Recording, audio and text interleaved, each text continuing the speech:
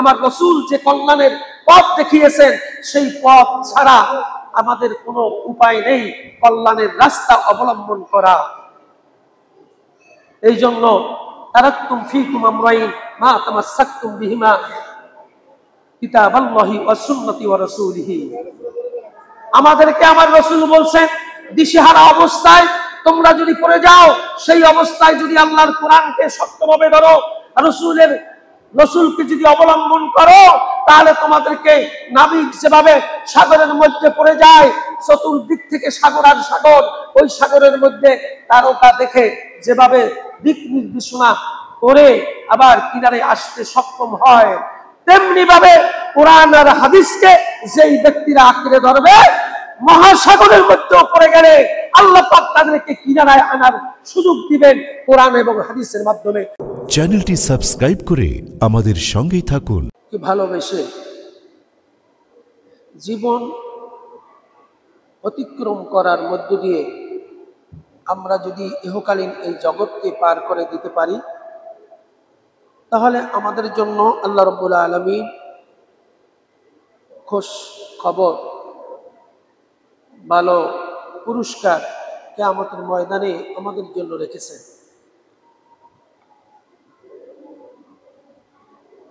সেই ভালো ব্যবহার, ভালো পুরস্কার, শান্তিতে বসবাসের জন্য আখিরাতকে সামনে রেখে এই দুনিয়ার জিন্দেগি আমাদেরকে অতিক্রম করতে হবে। এমনভাবে যেন না হয় যাতে করে এই দুনিয়ার জিন্দেগিটাকে এমনভাবে আঁকড়ে ধরলাম, মনে করলাম যে না, এই দুনিয়াই আমাদের শেষ, পরকালীন আর কোনো জিন্দেগি নেই, এখানে যা ইচ্ছা যা মন চায় তাই আমরা করতে পারবো এবং আমরা করছি। এই যদি আমাদের জীবনের বিষয়টা এরকমের হয়, তাহলে আমাদের আখিরাত আমাদের জন্য একটা কঠিন বেদনাদায়ক শাস্তির জায়গা হয়ে যাবে। এই জন্য রব্বানা আতিনা ফিদ দুনিয়া হাসানা, আল্লাহ পাক শিখিয়ে দিয়েছেন এই দুনিয়াতে উত্তম কিছু চাওয়ার জন্য আল্লাহ পাক এই কুরআনুল কারীমের মধ্যে এই কথাটি বলেছেন, অফিল আখিরাতি হাসানা, এবং কিয়ামতের ময়দানে আখিরাতের ময়দানেও যেন আমাদের কিছু ভালো হয়, এরকমের আমাদেরকে আল্লাহ পাক শিখিয়েছেন।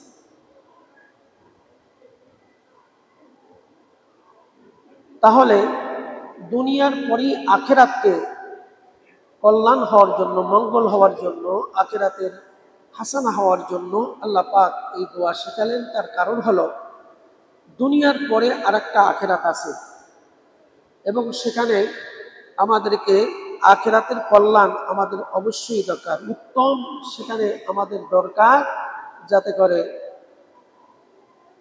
এই উত্তম প্রতিদান যেন দুনিয়াতেও আল্লাহ পাকের দরবারে আমরা যেভাবে চেয়েছি, তেমনি ভাবে আখিরাতের দরবারেও যেন আমরা উত্তম প্রতিদান আল্লাহ পাকের দরবার থেকে পাই। এরকমের আশা আকাঙ্ক্ষা করেই আমাদেরকে পথ অতিক্রম করতে হবে। দুনিয়া শুধু খেয়ে দিয়ে জীবনযাপন করে শেষ করে দিলাম, বিষয়টি এমন নয়। আমাদের লক্ষ্য এবং মূল উদ্দেশ্য থাকতে হবে আখিরাত। এই জন্য আল্লাহ রাসূল বলেছেন আদ-দুনিয়া মাজরাতুল আখিরাহ, দুনিয়াটা হচ্ছে আখিরাতের খেতি স্বরূপ একটা জায়গা। এই দুনিয়ার জমিনে বসে আপনি আখিরাতকে রোজগার করে নিতে হবে, তাহলে দুনিয়াতেও আল্লাহ পাক শান্তি দিবেন। শান্তি বলতে এটা নয় যে আমি কোটি কোটি টাকার মালিক হলাম, আমি অট্টালিকার বাসিন্দা হলাম, সমাজের সমাজপতি হলাম, মাতুব্বর হলাম, মোড়ল হলাম, বিষয়টি এমন নয়।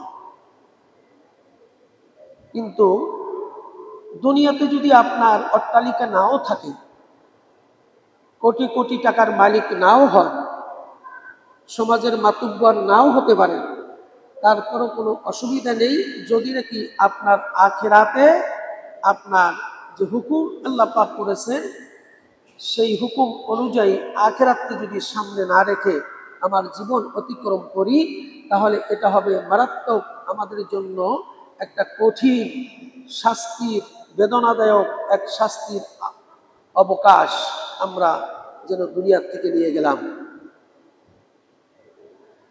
এই জন্য আল্লাহ রাব্বুল আলামিন, আল্লাহ এবং আল্লাহর রাসূলকে ভালোবাসতে হলে মহান আল্লাহ রাব্বুল আলামিন তাদের থেকে বিমুখ হওয়ার কোনো কারণ থাকতে পারে না। আমরা সকলেই যে কর্ম করব সে কর্মের মধ্যে অবশ্যই অবশ্যই আল্লাহকে রাজি খুশি করা এবং আমার প্রিয় নবী আখিরি পয়গম্বর দো জাহানের বাদশা হুজুর পাক সাল্লাল্লাহু আলাইহি ওয়াসাল্লামের তরিকা অনুযায়ী আমার জীবন যাপন অতিক্রম করতে হবে। এটাই যদি আমাদের হয়, আল্লাহ রাব্বুল আলামিন সেই জন্য কোরআনুল কারীমের মধ্যে এভাবে বলে দিলেন, রিজালুল লা তুলহিহিম তিজারাতু ওয়ালা বাইউ আন যিকরিল্লাহ ওয়া ইকামিস সালাতি ওয়া ইতাইজ যাকাতি ইয়াখাফুনা ইয়াওমান তাতাকাল্লাবু ফীহিল কুলুব والأبصار ليجزيهم الله أحسن ما عملوا ويزيدهم من فضله والله يرزق من يشاء بغير حساب। মহান আল্লাহ রাব্বুল আলামিন বললেন, যে সব লোক, যে সব মানুষ যাদেরকে ব্যবসা বাণিজ্য ক্রয় বিক্রয় কোনোটাই আল্লাহর স্মরণ থেকে বিমুখ করতে পারে না এবং আল্লাহর হুকুম সালাত কায়েম থেকে বিমুখ করতে পারে না, যাকাত প্রদান হতে বিরত রাখতে পারে না, তারা ভয় করে সেই দিনকে যেই দিন অনেক অন্তর্দৃষ্টি সমূহ উল্টে যাবে। যারা এই কাজগুলি করবে তাদেরকে আল্লাহ তাআলা পুরস্কার দান করবেন, উপহার দিবেন এবং তিনি নিজ অনুগ্রহে, আল্লাহ নিজ অনুগ্রহে, নিজ দয়ায়, নিজ করুণায় তাদের প্রাপ্যের বেশি আল্লাহ পাক দিয়ে দিবেন। আর আল্লাহ যাকে ইচ্ছা, তিনি ইচ্ছা যাকে করবেন অপরিসীম, তাদেরকে রিজিকের জীবিকার ব্যবস্থা করে দিবেন। এটা আল্লাহ পাক আমাদের জন্য আদা করেছেন। যদি নাকি আমাদের জীবনটা এমন হয়, আমার ব্যবসা বাণিজ্য, আমার চাকরি নকরি, আমার কাজকর্ম, আমার নামাজ, আমার রোজা, আমার যাকাত সব কিছু যদি আল্লাহর জন্যই হয়, আল্লাহ পাক তাদের জন্য এই পুরস্কারের ব্যবস্থা করে দিয়েছে। বলি না সুবহানাল্লাহ। তার মানে হলো এই দুনিয়ার জিন্দেগিটা কোনো জিন্দেগি নয়, সামান্যতম অল্প দিনের জন্য আল্লাহ পাক এই জিন্দেগি আমাদের জন্য দিয়েছেন। পরকালীন জিন্দেগি হচ্ছে অপরিসীম, চিরস্থায়ী। সেই চিরস্থায়ী স্থানের জন্য এই দুনিয়াতে আমাদেরকে আল্লাহ পাক বললেন, তোমার ব্যবসা বাণিজ্য যদি আল্লাহর জন্য হয়, তোমার নামাজ যদি আল্লাহর জন্য হয়, তোমার যাকাত যদি আল্লাহর জন্যই হয়ে থাকে, তাহলে তোমাদের জন্য পুরস্কার আছে। কেন আছে? আল্লাহর ভয়ে তোমরা এই কাজগুলি তোমরা করেছো। আল্লাহ যে আছেন, আল্লাহ থাকবেন, আল্লাহ চিরঞ্জীব, এটা বিশ্বাস করি আল্লাহর প্রতি ভয় এনে তোমরা নামাজ আদায় করেছো, যাকাত প্রদান করেছো, ব্যবসা বাণিজ্য আল্লাহর স্মরণে সঠিকভাবে করেছো। এই জন্য তোমাদেরকে পুরস্কৃত করা হবে কিয়ামতের ময়দানে। বলে দিয়েছেন কে? আমার আল্লাহ। যার কারণে আল্লাহ রাব্বুল আলামিন তিনি বললেন, ওই দিন এমন এমন মানুষ থাকবে যাদের অন্তরাত্মা উল্টে যাবে। সেই দিন বিভীষিকাময় অবস্থানে পড়ে, যে অবস্থার মধ্যে তারা পড়বে, তাদের অন্তরাত্মা উল্টে যাবে, এমনটা যেন না হয়। তোমার অন্তরাত্মা যেন উল্টে না যায়। তোমরা যেন আল্লাহর ভয় দুনিয়াতে এই কাজগুলি যখন করেছো, তখন আখিরাতের ময়দানে আল্লাহ পাক যেন তোমাদেরকে পুরস্কৃত করতে পারেন। এবং সেই পুরস্কারের আশায়, আল্লাহর ভয়ে আমার জীবনটা অতিক্রম করতে হবে। আমার 60 বছর, 70 বছর, 80 বছর, 90 বছর, 100 বছর আমরা বেঁচে থাকি। এই বেঁচে থাকার মধ্য দিয়ে আমার জীবনটাকে অতিক্রম করতে হবে একমাত্র শুধুমাত্র আল্লাহর ভয়ে, আমার রাসূলের তরিকায়। যদি এমনটা হয়, তাহলে আমাদের জন্য পুরস্কারের ঘোষণা করে দিয়েছেন কে? আমার আল্লাহ। এই জন্য আল্লাহ রাব্বুল আলামিন বললেন, আল্লাহু ইয়ারযুকু মান ইয়াশাউ। আর তোমরা যে রিজিকের অন্বেষণে জীবন যাপন করার জন্য ভণ্ড হয়ে এক প্রান্ত থেকে অপর প্রান্তে চলছো, আমাদের এই রিজিকের সুব্যবস্থা করে দিবেন তোমাদেরকে আমার আল্লাহ। এই বিশ্বাস অন্তরে রাখতে হবে। আমার রিজিক আমি টেনে আনতে পারবো না। আমি চুরি করে, ডাকাতি করে, অন্যের হক নষ্ট করে আমার অর্থ জোগান করতে হবে, বিষয়টি এমন নয়। আল্লাহ পাক বলছে, রিজিকের ব্যবস্থা আমি আল্লাহ নিজেই করে দিব তোমাদেরকে। বলুন না সুবহানাল্লাহ। এই জন্য আল্লাহ রাব্বুল আলামিন তিনি বললেন, বিগাইরি হিসাব, অগণিত অপরিসীম তোমাদেরকে রিজিক দান করবেন, যাতে করে তোমরা এই রিজিকের জন্য আর চিন্তা করতে হবে না, পেরেশানি করতে হবে না। তোমরা যদি ঠিক সঠিকভাবে 5 ওয়াক্ত নামাজ আদায় করতে পারো, তাহলে এর মধ্যে রিজিকের ব্যবস্থা আছে কি নাই? 5টা পুরস্কার আছে।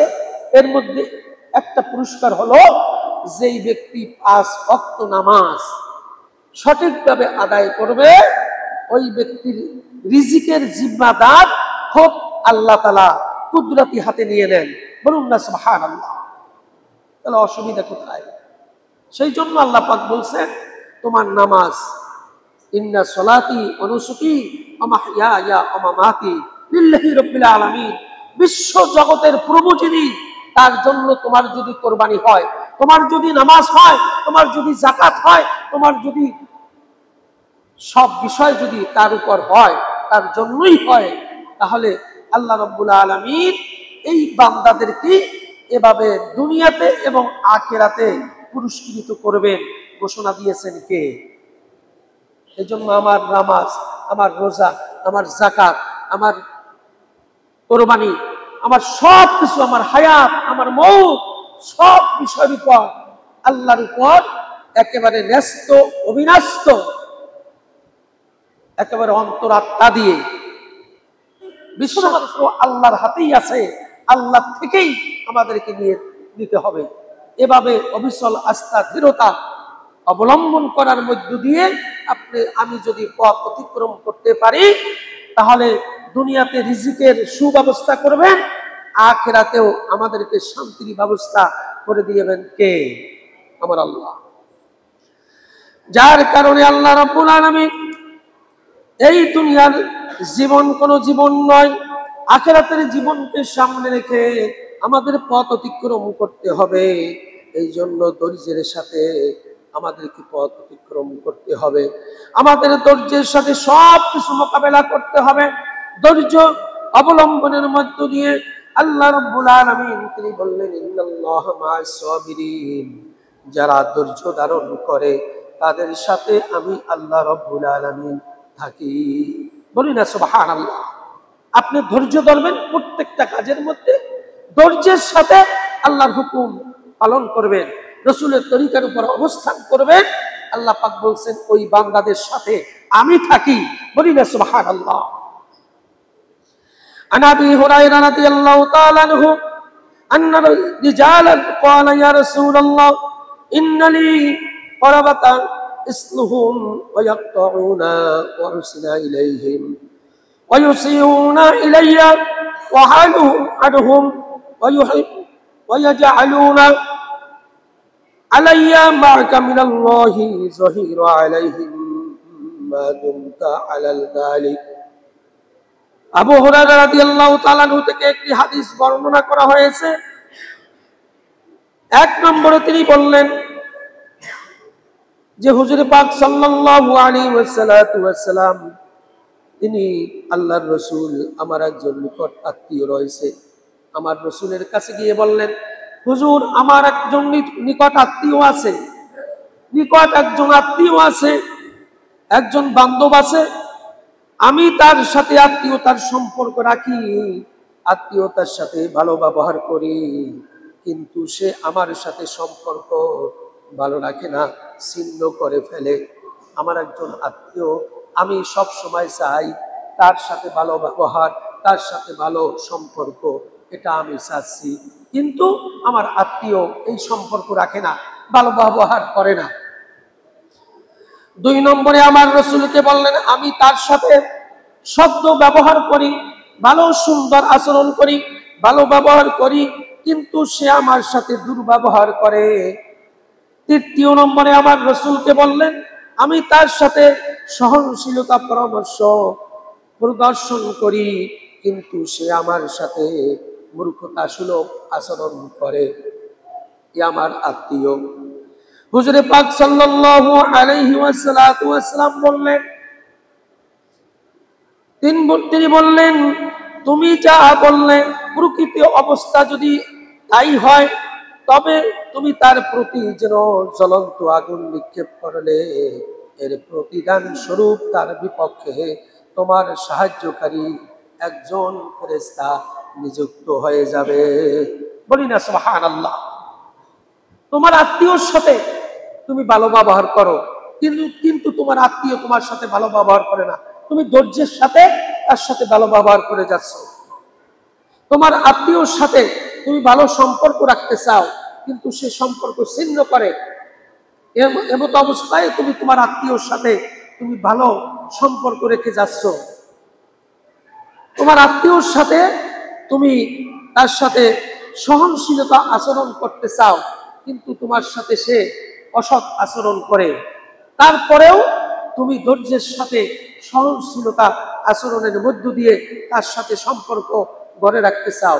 আমার রাসূল বললেন, বিষয়টি যদি এমন হয়, তাহলে তুমি জেনে রাখো তোমার জন্য একজন রহমতের ফেরেশতা নিযুক্ত হয়েছে, যেই ফেরেশতা তোমার জন্য কি করবেন, একজন জ্বলন্ত আগুন তোমার পক্ষ হয়ে তার দিকে নিক্ষেপ করতেছে। বলি না সুবহানাল্লাহ। তোমার কিছু করতে হবে না, তোমার পক্ষে রহমতের ফেরেশতা দাঁড়িয়ে গেছে এবং তার প্রতি কঠিন শাস্তির ব্যবস্থা ফেরেশতাদের মাধ্যমে করা হচ্ছে। তোমার কোনো চিন্তার কারণ নাই। তুমি কি করো, ধৈর্যের সাথে সহনশীলতা, ধৈর্যের সাথে ভালো ব্যবহার, ধৈর্যের সাথে হুসনে আখলাক, ধৈর্যের সাথে মুআমালাত, ধৈর্যের সাথে বন্ধু বান্ধব আত্মীয় স্বজনের সম্পর্ক তুমি ছিন্ন করো না, তুমি ভালো ব্যবহার করে তুমি এগুলো বজায় রাখো, তোমার পক্ষে ফেরেশতা দাঁড়াবে। বলুন না সুবহানাল্লাহ। এই জন্য প্রত্যেকটা কাজের মধ্যে আমাদের ধৈর্যের সাথে আমাদের জীবন যাপন অবলম্বন করতে হবে।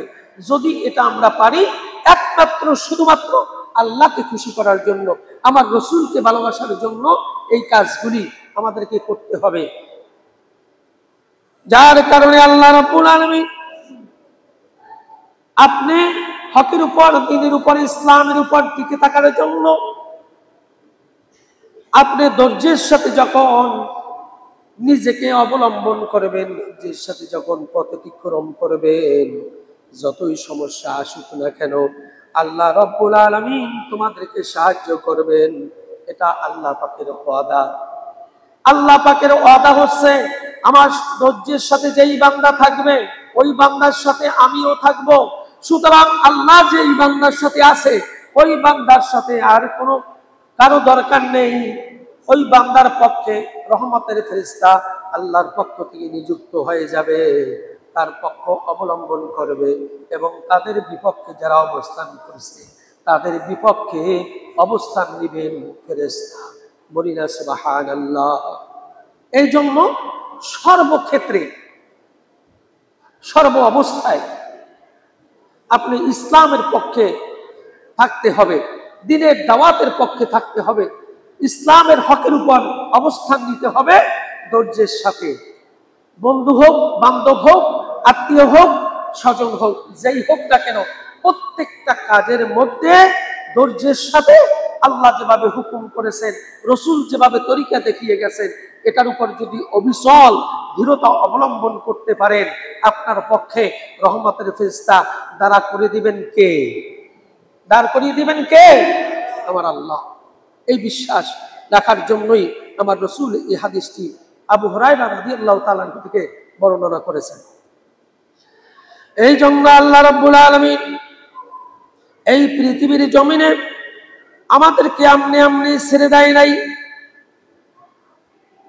আমাদের জন্য আল্লাহর পক্ষ থেকে ভালোবাসা অবধারিত হয়ে যায়। যাকে ক্ষুব্ধ করা হলেও সে গ্রহণশীলতা এবং সহনশীলতা প্রদর্শন করে। এটা আমার রাসূল বলেছেন। আয়েশা রাদিয়াল্লাহু তাআলা আনহা থেকে এই হাদিসটি বর্ণনা করা হয়েছে। ক্বালা সামি'তু রাসূলুল্লাহ সাল্লাল্লাহু আলাইহি ওয়াসাল্লাম ইয়াকুলু ওয়াজাবাত মুহাব্বাতাল্লাহি আলা মিন আগদাবু ফাহুলুম। আমার রাসূল বলেছেন, আমার আয়েশা রাদিয়াল্লাহু তাআলা আনহা বলেছেন, আমি রাসূল থেকে শুনেছি, আমার রাসূল থেকে আমি শুনেছি যে আল্লাহর ভালোবাসা ওই ব্যক্তির জন্য অবধারিত হয়ে যায় যাকে ক্ষুব্ধ করা হলেও সে সহনশীলতা আচরণ করে। ওই ব্যক্তির প্রতি আল্লাহর ভালোবাসা অবধারিত হয়ে যায়। বলুন না সুবহানাল্লাহ। আয়েশা রাদিয়াল্লাহু তাআলা আনহা থেকে তিনি বললেন, আমি রাসূল সাল্লাল্লাহু আলাইহি ওয়াসাল্লাম থেকে আমি শুনেছি, যেই ব্যক্তি ধৈর্যের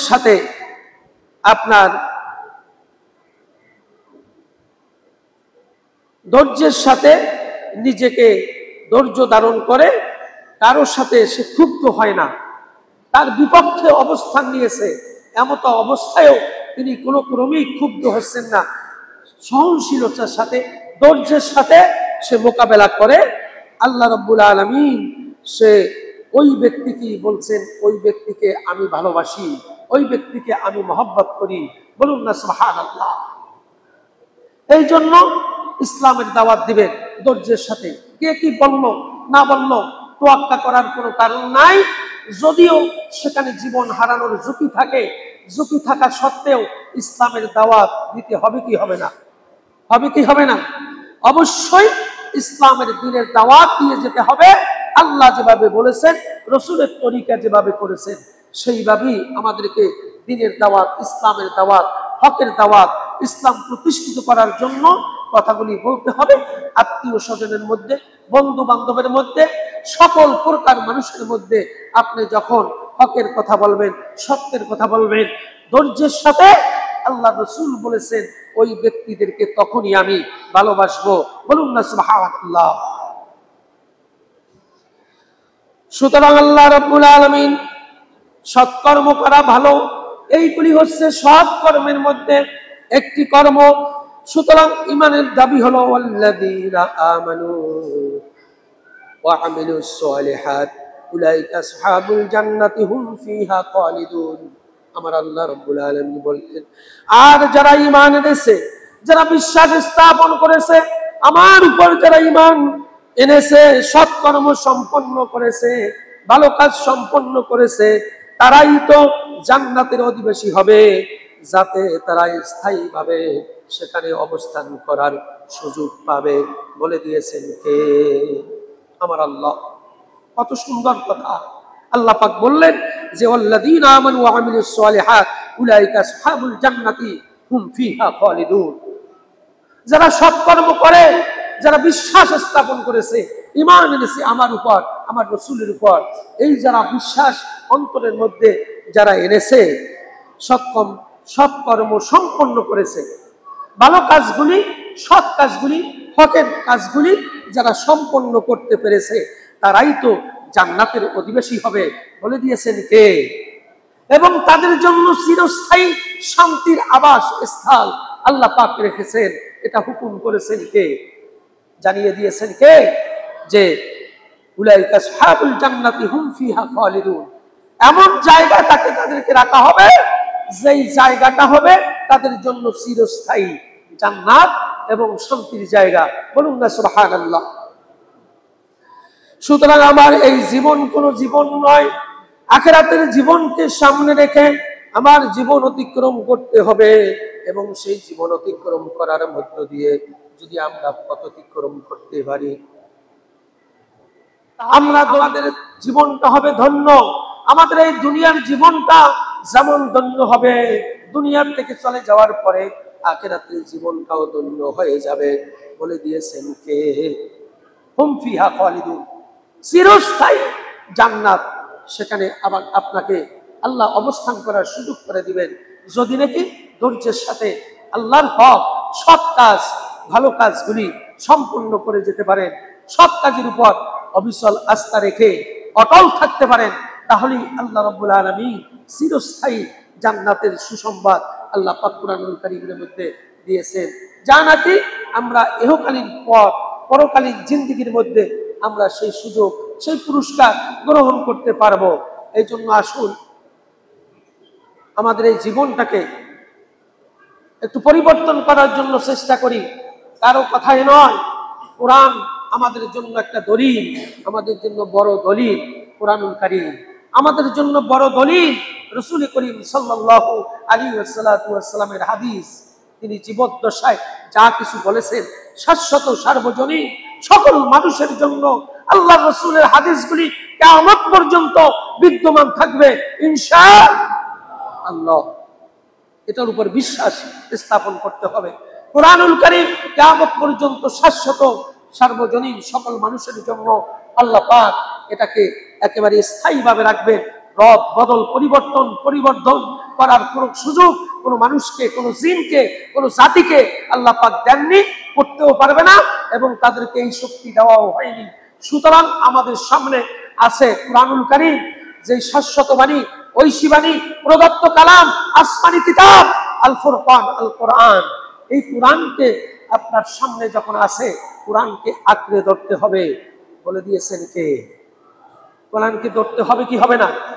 শক্তভাবে ধরতে হবে কোরআনুল কারীমকে। এই কোরআনুল কারীমের মধ্যে যদি আপনি শক্তভাবে ধরেন, আপনি যদি মুত্তাকিন অবস্থায় যদি কোরআনকে ধরতে পারেন, তাহলে আপনাদের জন্য এই সুসংবাদের ব্যবস্থা আল্লাহ পাক আমাদেরকে করে দিয়েছে।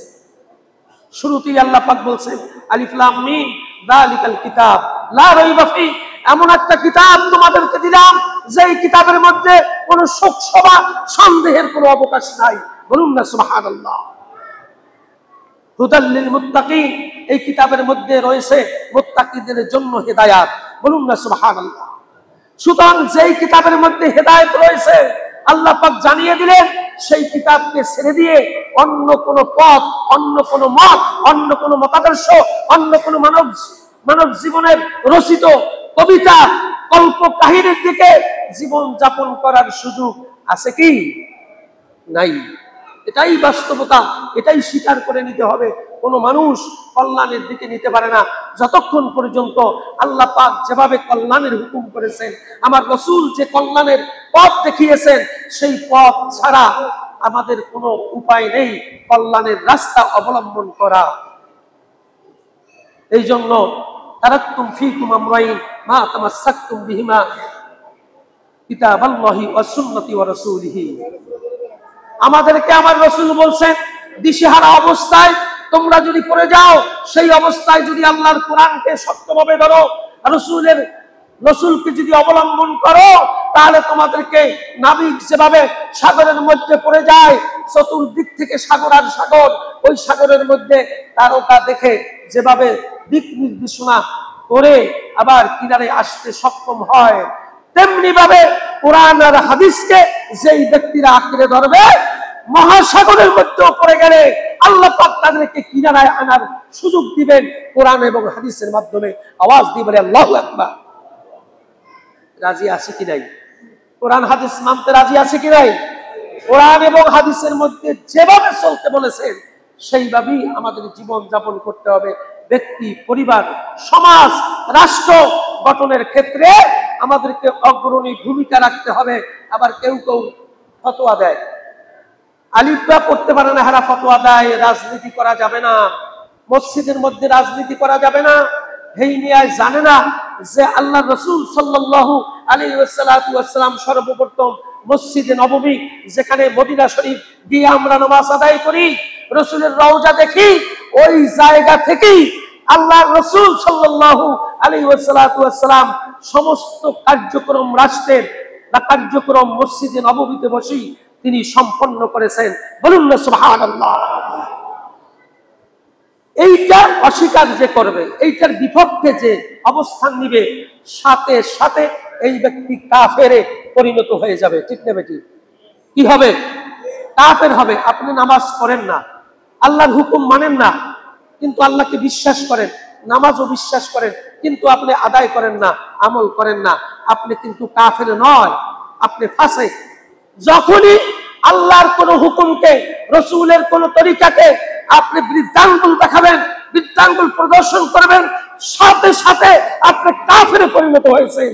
ফের তওবা না করা পর্যন্ত যদি মারা যান, কাফেরদের সাথে কিয়ামতের ময়দানে দলভুক্ত হয়ে আপনাকে জাহান্নামে যেতে হবে। আওয়াজ দিয়ে বলি নাউজুবিল্লাহ। এই জন্য বুঝে শুনে কথা বলিয়ে, আপনারা যে রাজনীতি করেন, ওই রাজনীতি কোরআনেও নেই, হাদিসেও নেই।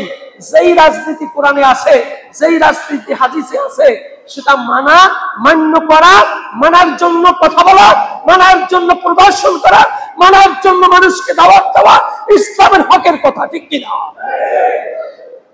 সুতরাং এখনো সময় আছে। ওই দান্দাবাজ, চোর বাটপার দান্দাবাজ আর চাঁদাবাজ, এদের থেকে ফিরে আসার সময় এখনো আছে। ঠিক না বেটি? ওখান থেকে ফিরে আসেন। আল্লাহ পাক যেভাবে জীবন যাপন করার হুকুম করেছেন, এইভাবে জীবন যাপন 50, 60, 70, 80 বছর বাঁচবো। বেশি দিন আর বাঁচার সুযোগ নাই। আমাদের বয়স তো 40, 50, 60 হয়েই গেল, আর কতদিন বা বাঁচবো? এই দিনটা অন্তত, এই দিনটার খেয়াল করে আগামী 10 থেকে 20 বছর বাঁচবো, অথবা 30 বছর বাঁচবো।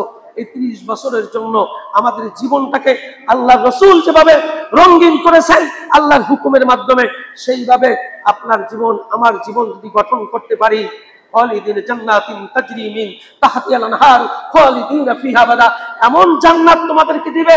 আল্লাহ সুসংবাদ দিয়েছে যে এই জান্নাতের তলদেশে নহর প্রবাহিত, সেই সমস্ত মনোরম পরিবেশে তোমাদেরকে জান্নাত দিবেন।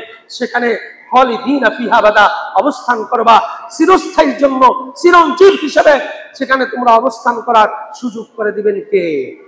আমার আল্লাহ।